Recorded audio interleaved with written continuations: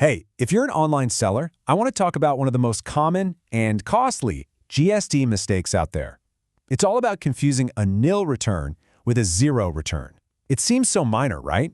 But that one tiny error can lead to some pretty big problems. So in this explainer, we're going to make sure you get it right every single time. Okay, let's paint a picture that probably feels very familiar. It's the end of the month, you're looking at your numbers, and you realize, hey, your net GST payable is zero. Great news! So you owe nothing.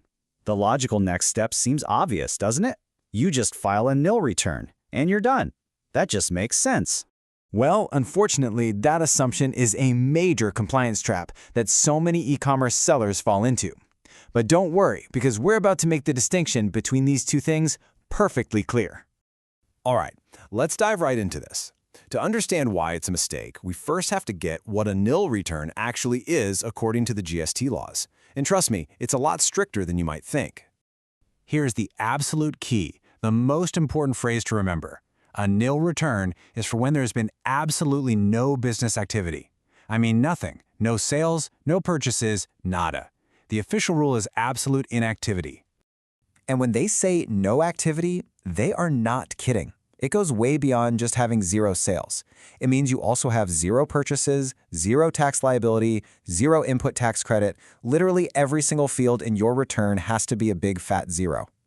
So let's make this super clear with an example. Imagine you're a seller on Amazon. For the entire month of April, you got 0 orders. Crickets. On top of that, you didn't buy any new stock or supplies. Basically, your business was completely dormant for that month. Now that is a textbook case for a nil return. Your outward supply is 0, your ITC is 0, and your tax payable is 0. Because every single value is 0 across the board, you can go ahead and confidently file a nil GSTR-3B. Okay, so let's move on and compare that to a zero return. This is where most of the confusion happens, and it's easy to see why. The end result, paying zero tax, feels exactly the same, but the journey to get there is completely different. You know, the key difference all comes down to one word: activity. A zero return means your business was active. You had sales, you had purchases, you had tax credits to claim. Something was going on, even if the final tax due ended up being zero. Let's walk through a few really common scenarios for online sellers, starting with someone who exports goods, maybe through a platform like Etsy. Let's say you made 5 lakh rupees in export sales. Awesome. Now, because they're zero rated, your output tax is 0. But notice, you still have sales activity, and you have some input tax credit available. The moment those transactions exist, it cannot be a nil return. Simple as that. Next up, here is a situation that affects almost every single person selling on a major marketplace in India. We're talking about tax collected at source, or TCS.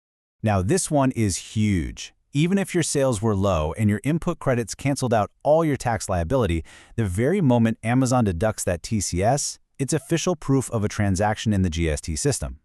And that single entry automatically disqualifies you from filing a nil return.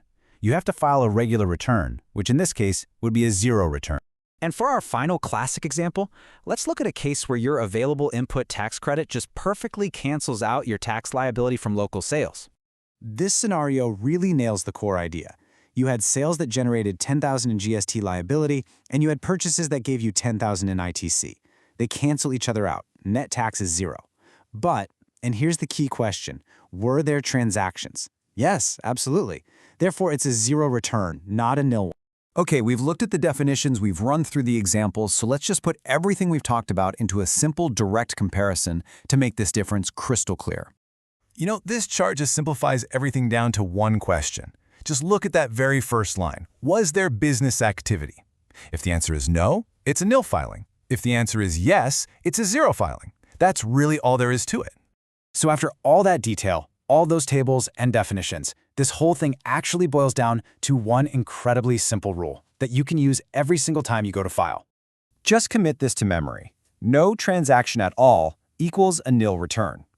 If a transaction happened, but the tax you owe is 0, it's a zero return. That is your golden rule. Now at this point, you might be thinking, okay, I get it, but the tax is 0 either way, so what's the big deal? Well, filing incorrectly isn't just a small clerical error. It can actually lead to some serious compliance headaches down the line. Filing a nil return when you shouldn't can trigger GST notices, create a nightmare of mismatched data, and even cause problems when you try to claim legitimate refunds. A few seconds checking this now can save you from some major headaches later on. So, the distinction is clear. The rule is simple. And we'll leave you with just one final thought. Now that you know the difference, are you confident your GST returns are correct?